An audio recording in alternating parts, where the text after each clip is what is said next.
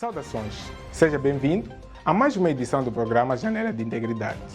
Meu nome é Eduardo Melem e estarei consigo nos próximos 30 minutos. Mais de 60% da população moçambicana vive em áreas costeiras de baixa altitude, propensas a desastres naturais que colocam em risco as infraestruturas. Número este que aumenta com o abate indiscriminado de mangás para dar lugar à construção de habitações, conversão em combustível lenhoso e comercialização para suprir as necessidades básicas da população. Embora o mangal em Moçambique ocupe uma área estimada em 390 mil hectares, que se estende ao longo dos 2.770 km da costa, segundo a FAO, cerca de 90 hectares da floresta do mangal são devastados anualmente, comprometendo os recursos marinhos e pesqueiros. A inoperância das autoridades em garantir espaços seguros para a fixação de residências para a população, preservação e conservação da biodiversidade é evidente se olharmos para Chirrão, bairro dos Pescadores e Matolarim. Acompanhe na reportagem a seguir o drama das famílias residentes em áreas destinadas ao crescimento do mangal, que hoje são consideradas áreas de risco na cidade e província de Maputo. Com o crescimento urbano e populacional a nível da cidade de Maputo e Matola, aumentou a demanda pela busca de espaços para a fixação de residências. As margens dos rios eram vistas por centenas de pessoas como espaços propícios para a habitação, dando lugar à devastação de cerca de 80 hectares de floresta de mangal a cada ano. De acordo com a Estratégia e Plano de Ação Nacional para a Restauração do Mangal 2015-2020, a urbanização através da ocupação de áreas de mangal para habitação e infraestruturas, com consequente aumento da demanda dos produtos tais como carvão, lenha e material de construção, agravou a pressão sobre os mangais, principalmente nas cidades de Maputo, Beira, Quelimane e Pemba. O Media Lab esteve no bairro dos Pescadores, na cidade de Maputo, um dos reflexos de construções habitacionais na zona protegida para o crescimento do mangal. Conversamos com representantes de 50 famílias residentes no bairro. Constatamos que as construções perduram desde a década de 80 e iniciam com a instalação de simples tendas que hoje transformaram-se numa comunidade urbana. Para conseguir esconder, mas nossos filhos estão lá em casa. Aqui estamos à procura de pão. Sim, mas quando encher a água sempre enche, mas não há como porque o nosso trabalho é de mar. Para a construção das residências, houve abate de mangás, afirma Fátima, acrescentando que havia na região uma diversidade de espécies, entre elas macacos que habitavam entre as florestas do mangal. Inácio Matembe, chefe das 55 casas de um dos quarteirões do bairro dos Pescadores, conta que com o aumento das construções habitacionais, o município da cidade de Maputo aproximou-se para canalizar a água e energia elétrica, o que para os residentes foi um sinal de aprovação da sua permanência naquele espaço. Nós só conseguimos ver o corrente elétrico. Pronto. Okay. Corrente elétrico é para o município pedir declaração para puxar o fio de energia. Atualmente, o bairro dos Pescadores é considerado uma zona protegida e de risco por ser propensa a inundações, para além de abrigar um mangal. Para reforçar a retirada da população, o município da cidade de Maputo colocou placas de proibição de construção. Aquelas placas aí vieram depois de terem construído as pessoas. E não tem como. Por isso que ainda continuam a estarem aqui. Apesar das placas do município da cidade de Maputo, que classificam a área como zona de risco, as pessoas continuam a erguer as suas residências em locais destinados ao crescimento do mangal, que cobria uma parte da praia e que começa a desaparecer, dando lugar a mais mansões luxuosas, até mesmo moradias improvisadas. Teresa Malate afirma que o município vende terrenos em zonas de mangal a pessoas afortunadas, mas em simultâneo proíbe aos menos favorecidos de erguer as suas residências naquela zona, alegando que a mesma é protegida. Essas casas aqui são casas de pessoas que têm dinheiro. São da Frei Lima, aquelas casas ali. São pessoas que têm condições, não são como nós. Porque aqui querem pessoas que têm condições, sabe? Para poder fazer o quê? É um sítio de turismo, posso dizer assim. É Não se diz pessoas que têm. Nós não temos condições, somos daqui. Alberto Fabião, chefe do quarteirão do bairro dos Pescadores, afirma que os residentes de alta classe na zona de Mangal possuem doates que foram atribuídos pelo município da cidade. Tiveram autorização, já tem doates, já tem papel, porque é a terra dentro de Mangal. Por sua vez, o número 1 do artigo 50 do Regulamento de Gestão e Ordenamento da Zona Costeira e das Praias refere que em toda a zona costeira e nas praias são proibidas: a linha C, a destruição de ecossistemas sensíveis; a linha N, a exploração, abate, destruição ou remoção da vegetação. O abate de mangás para dar lugar a residências, acrescentando o número de construções em zonas de risco, não é particular do bairro dos Pescadores. Na província de Maputo, em Matola, Rio, famílias à margem do rio enfrentam a fúria das águas do mar sempre que enche a maré. Mateus Muxanga, secretário do bairro, conta como surgem as construções ilegais nas bermas do rio Matola. Guerra de 16 anos, havia conflitos.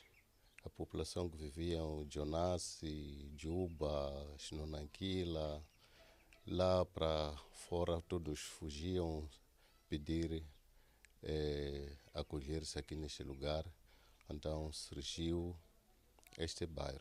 Além da Guerra dos 16 anos, que fez surgir os primeiros residentes nas bermas do rio, a falta de condições financeiras, que caracteriza também a maioria dos residentes do bairro dos Pescadores, é outro motivo que leva as pessoas a construírem a berma do rio, violando o artigo 66 do Regulamento para a Prevenção da Poluição e Proteção do Ambiente Marinho e Costeiro, que estipula que a faixa de terreno até 100 metros confinante com as nascentes de água constitui zonas de proteção. Nikulita taluhi mati, mas tá hinti utinga hala. Taluhi mati, osana ma condições. Isso não kudzela ka swona hini. Kama swingesi, lita taluhi mati pelete. Mas tinga hala, kuntinga pelumo, unga woni leswi.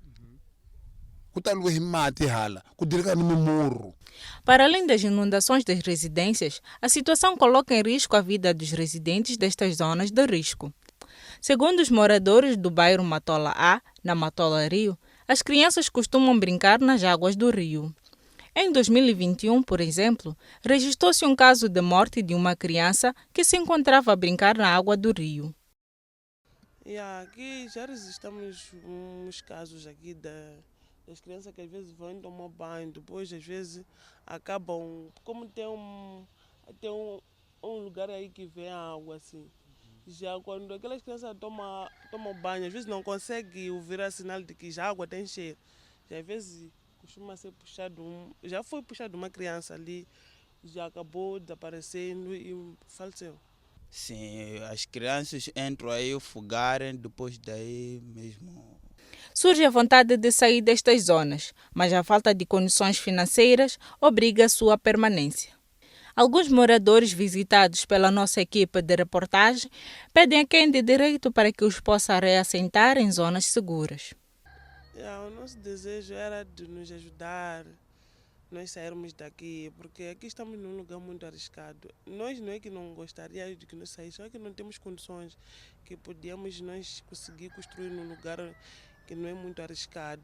Nem para nós construirmos aqui, é a falta de dinheiro de que nós conseguíssemos comprar um terreno mais um pouco avançado que nós podíamos construir num lugar que não tem risco de água. Já nós temos desejo de que podíamos nos tirar daqui, pelo menos construir um lugar um pouco normal. Estamos a pedir ajuda para nós, porque estamos a sofrer. Apesar da vontade da população em querer sair das zonas de risco, o reassentamento da mesma não é prioridade do Instituto Nacional de Gestão de Riscos e Desastres no processo de prevenção e mitigação de riscos e desastres. Nós olhamos para o reassentamento como uma medida última da gestão e redução de riscos e desastres, baseada em análises concretas e análises de custo-benefício. E é preciso perceber que o reassentamento não é uma medida assim muito barata. Segundo a porta-voz do INGD, o governo ainda não tem um orçamento para a retirada definitiva da população que vive em zonas de risco. O cálculo para a retirada da população definitiva das zonas de risco, o governo como tal ainda não fez. Ainda não fez um cálculo.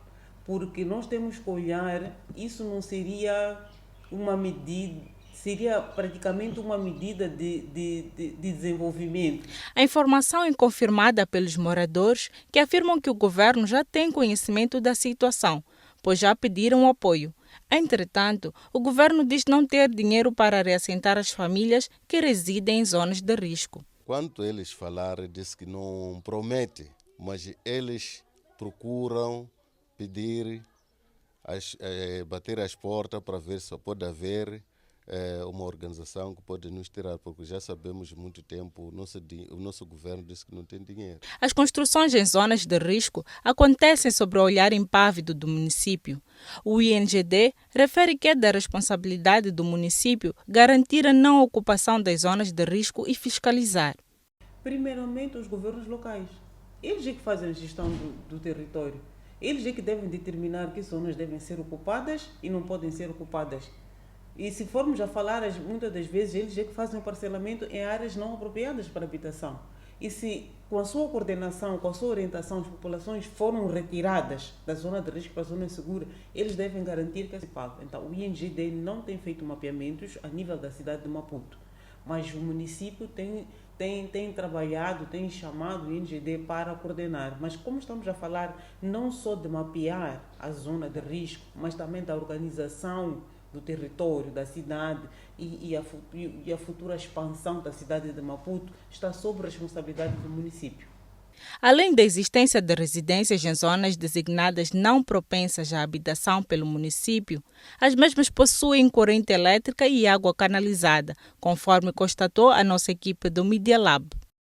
Os moradores da Matola Rio contam a forma como conseguiram canalizar a água e a corrente elétrica naquela zona propensa a inundações e revelam que há a colaboração das autoridades locais. Quando nós queríamos tratar a água, tinha que nós levar a declaração do bairro, depois fomos para o círculo.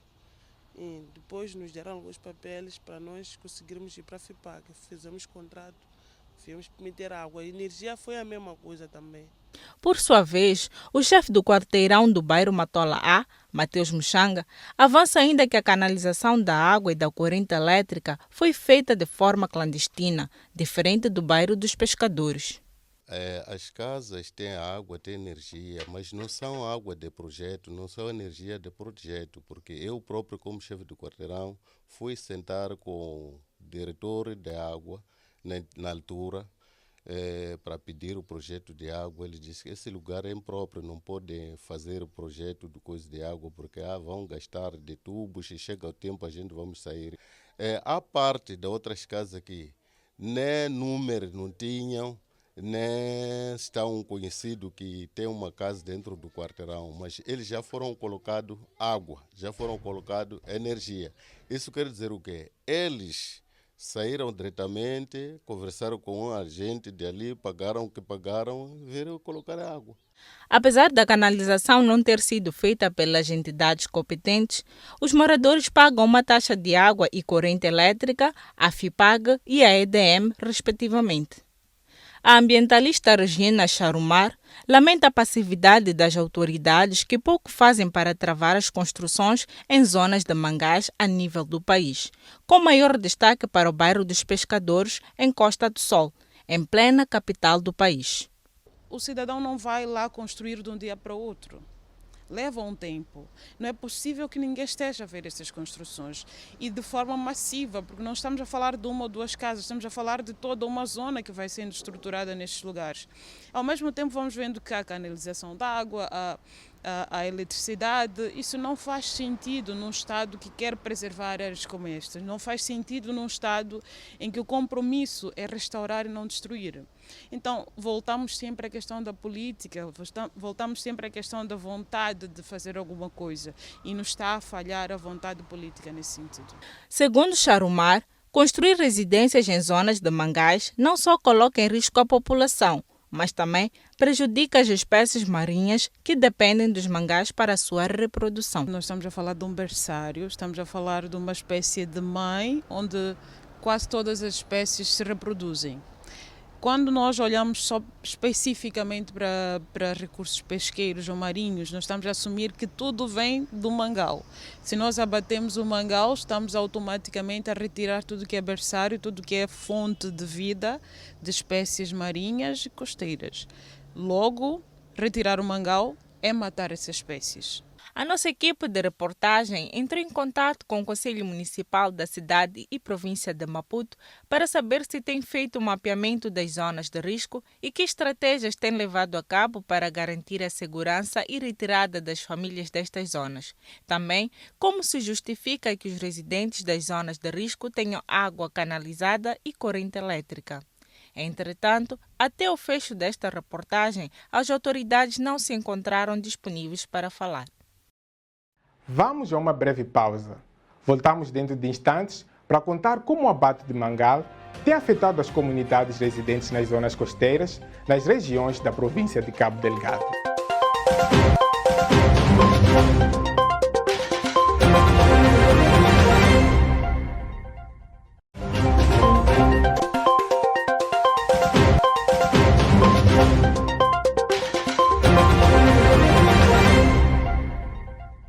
Seja bem-vindo à segunda parte da sua janela de integridade. Enquanto em Maputo, o abate do mangal dá espaço a construções precárias e luxuosas em zonas consideradas nobres, em Cabo Delgado, o abate do mangal alimenta o mercado negro, onde a madeira do mangal é vendida ilegalmente em pequenas superfícies comerciais próximas às zonas de conservação.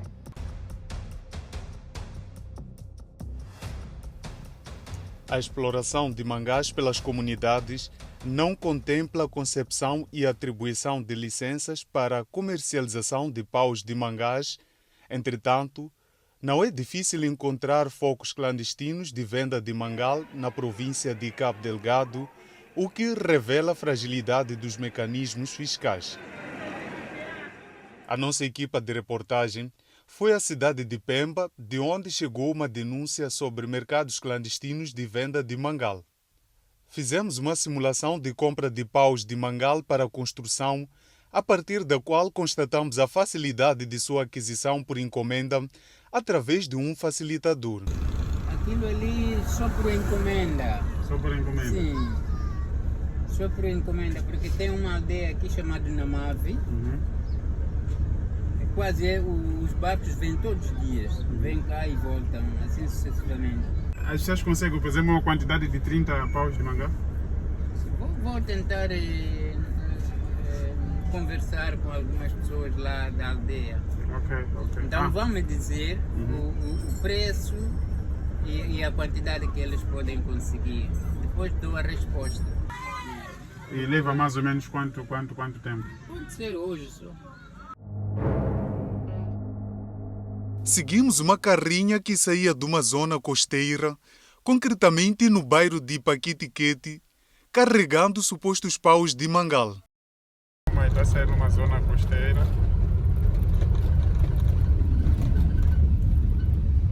Aí está. Tem muitos paus. Acho que é um mix. Para escapar às sanções previstas por lei em casos de exploração ilegal de mangal, os comerciantes recorrem a subornos. Esta era uma prática comum para Antônio, de nome fictício, que ao ser encontrado em flagrante a vender paus de mangal, subornou o agente fiscal com o valor de 3.000 meticais.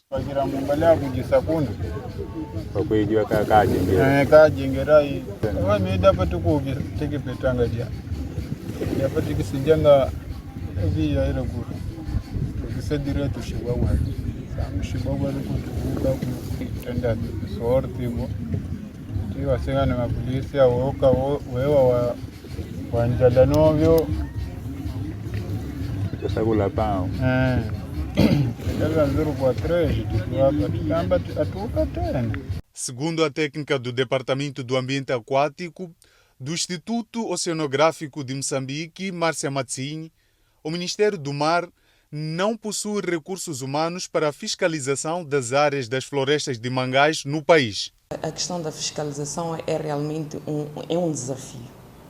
E em termos de recursos humanos como financeiros, o Ministério não tem neste momento uma capacidade que nós diríamos que iria cobrir toda a costa.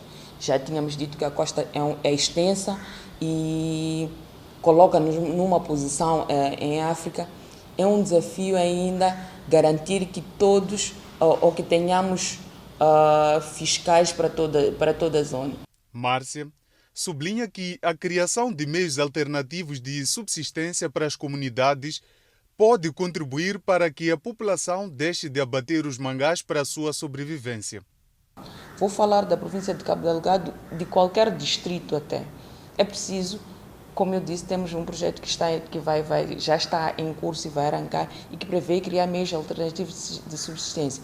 Nós vamos fazer uma inventariação daquilo que são as necessidades reais. E essa mesma comunidade vai ter que nos dizer o que precisa para deixar de cortar o mangal. Qual é a atividade de geração de renda que vai desenvolver para poder parar com aquilo que é o abate do mangal. Só assim é que nós vamos conseguir resolver, porque não vale a pena dizermos parem de cortar o mangal e não dar nenhuma alternativa. Isso é o mesmo que não estar a fazer nada. De acordo com a Unesco, estima-se que a cobertura do mangal a nível mundial terá reduzido a metade nos últimos 40 anos devido ao desenvolvimento costeiro e o impacto das mudanças climáticas. Vamos a uma breve pausa. Voltamos dentro de instantes com mais informação sobre preservação e conservação dos recursos marinhos.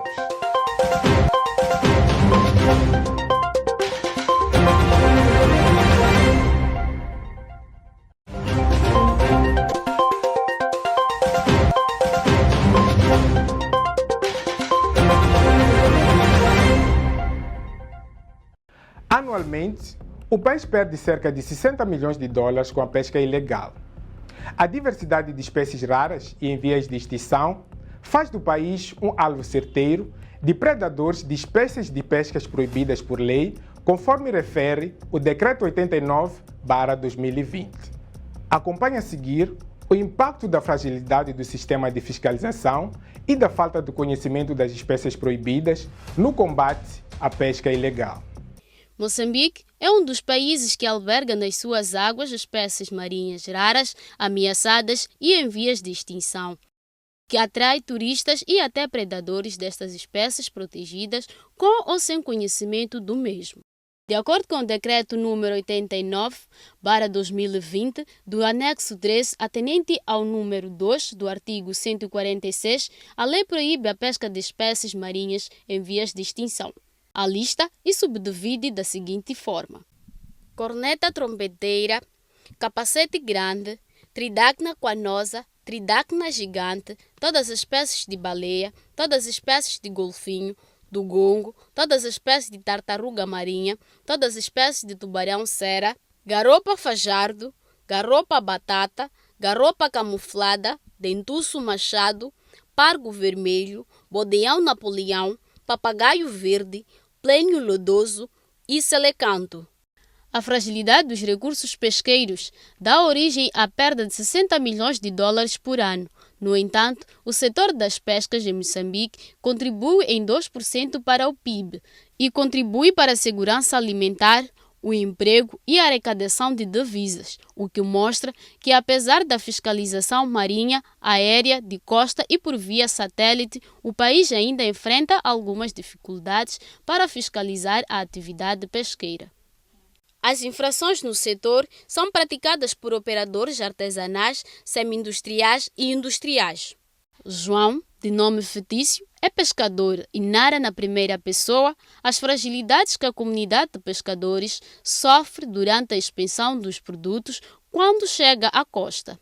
Temos um pouco lesados em função da maneira de trabalhar deles, porque desde o momento que basta apanhar alguém com uma raia, embora não seja completamente aquela proibida, eles entram em ação. João coloca em dúvida o conhecimento dos fiscais sobre as espécies protegidas ou proibidas e ainda conta um episódio por si vivido durante as suas atividades. O que tem acontecido é apanhar polícia aqui fora e atuar em função das espécies que eles acharem que estão proibidas, se calhar em algum momento não estão. O caso mais gritante que aconteceu, na verdade, é no tubarão.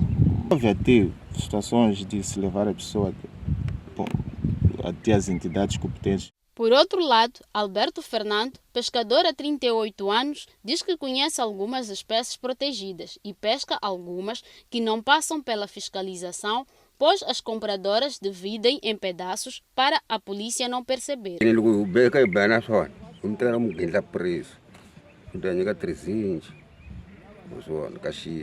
Já a como ela vai não vamos dizer meter para isso que ela é uma pedaço e funguana cambiscabe na minha gamalilé.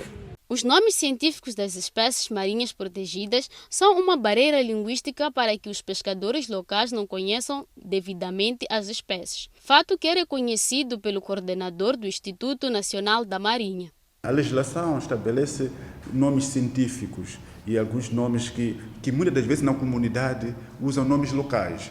Não são só os pescadores que têm déficit do conhecimento das espécies proibidas, mas também os fiscalizadores. A nossa polícia ainda precisa também de ter especialização nesta componente, não só da polícia, estamos a falar também da própria procuradoria para também a instrução dos processos e muito mais o judiciário.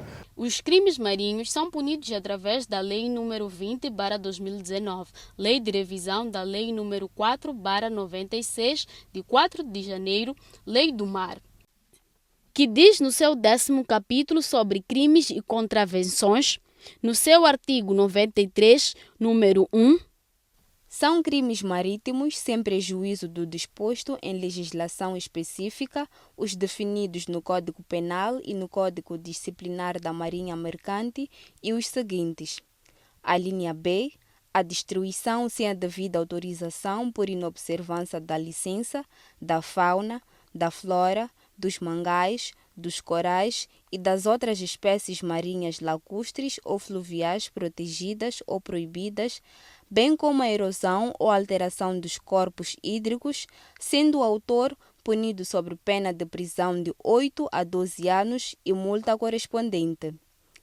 A linha C, o processamento, embalagem, importação, exportação, comercialização, fornecimento, transporte, guarda, armazenamento ou abandono das espécies marinhas protegidas ou proibidas, sem autorização e posto que não se prove ser o autor da captura e abate das referidas espécies, é aplicada, sendo o autor punido com pena de prisão até 2 anos e multa correspondente. A falta de espécies marinhas no seu habitat pode ter muitos impactos. O primeiro impacto, seria a perda de uma espécie, perda de biodiversidade, que tem os seus efeitos tanto a nível do ecossistema, porque essas espécies desempenham suas funções. Além do impacto para o ecossistema marinho, a pesca de espécies protegidas reflete-se negativamente na economia nacional. Significa que perde a nossa costa marítima, perde também a população e perdemos muito também em termos de atração de investimento para Moçambique, principalmente na área do turismo.